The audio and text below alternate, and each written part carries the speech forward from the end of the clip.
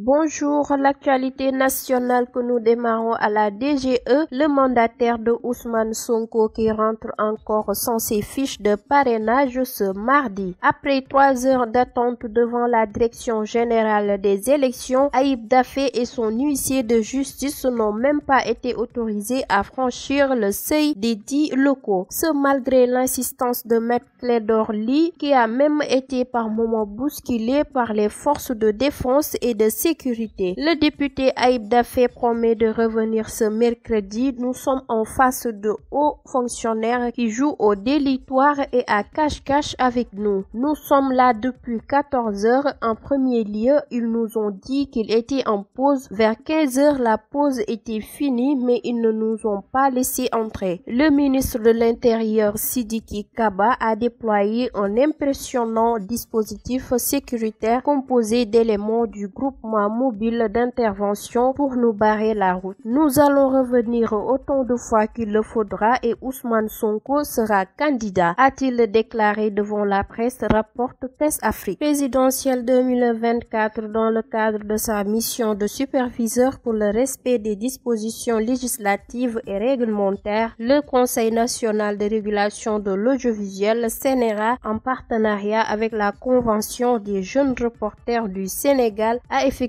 des rencontres avec l'ensemble des professionnels des médias implantés sur le territoire national. Cette tournée initiée en prélude à l'élection présidentielle du 25 février 2024 offre un cadre d'échange avec les techniciens des médias afin de les sensibiliser sur la réglementation applicable en période électorale et sur la nécessité de la respecter. Centré sur le thème pour une couverture médiatique normale et responsable du processus en direction de l'élection présidentielle de 2024, elle a pour objectif, selon Babacar Diagne, de renforcer les capacités des professionnels des médias, notamment les correspondants des entreprises de presse, sur le processus électoral et la mission des médias dans le dit processus. Informer largement sur les dispositions législatives et réglementaires applicables en période électorale. Réfléchir sur les modalités pratiques à mettre en œuvre en synergie avec les acteurs indirects pour faciliter le travail aux journalistes et correspondants locaux du CNRA pendant la pré-campagne et la campagne électorale, et enfin de recueillir les impressions et recommandations pour trouver un terrain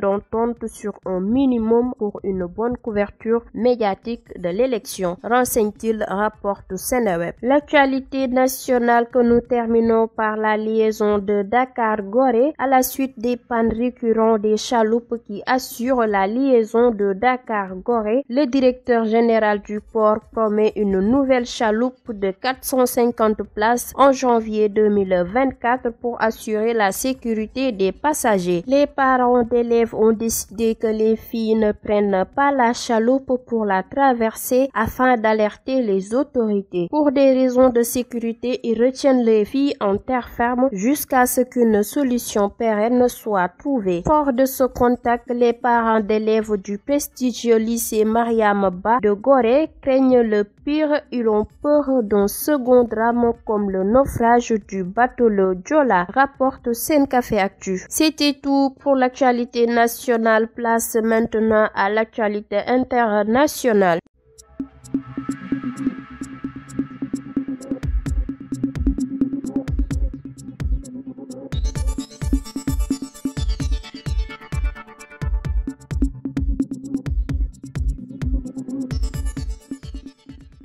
Bonjour, l'actualité internationale que nous démarrons par le projet de l'immigration en France. Le Parlement a approuvé définitivement mardi 19 décembre la loi sur l'immigration, une victoire parlementaire pour Emmanuel Macron, qui ouvre en même temps une profonde fracture au sein de sa majorité, dont une partie s'est détournée d'un texte soutenu à la dernière minute par le Rassemblement national. Après 18 mois de revirement et de rebondissement autour de ce projet de loi inflammable, l'Assemblée l'a voté avec 349 voix pour et 186 voix contre sur 573 votants RL et RN, joignant leur leur voix à celle de la majorité. Mais cette dernière s'est divisée sur les 251 qu'elle compte. 59 ont fait défaut, choisissant de s'abstenir ou de voter contre le projet de loi. Le Sénat, dominé par la droite et le centre, avait adopté par 214 voix pour et 114 voix contre le texte issu des longues et douloureuses tractations de la commission mixte paritaire, conclave de 7 sénateurs et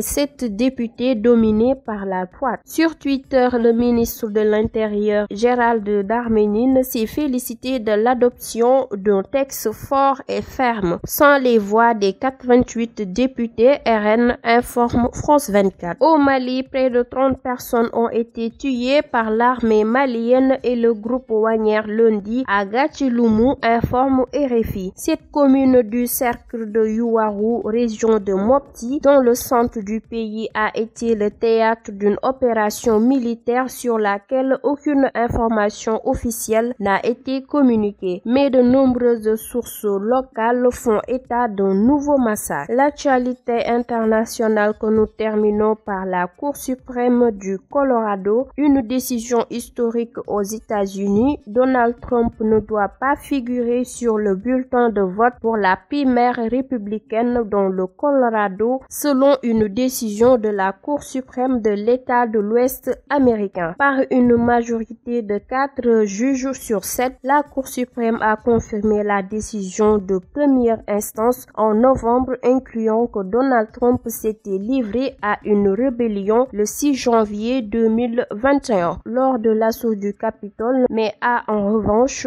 considéré que le 14e amendement de la Constitution invoqué pour réclamer son inéligibilité s'appliquait bien à nos présidents. De ce fait, il ne peut candidater à une fonction qui exige de prêter serment sur la Constitution. La Cour se base pour cela sur le 14e amendement voté après la guerre de sécession et qui n'a plus servi depuis 1919, renseigne RFI. C'était tout pour l'actualité internationale. Merci de suivre sur Sunugal ca Kanam. Je vous donne rendez-vous demain pour d'autres actualités. D'ici là, prenez bien soin de vous.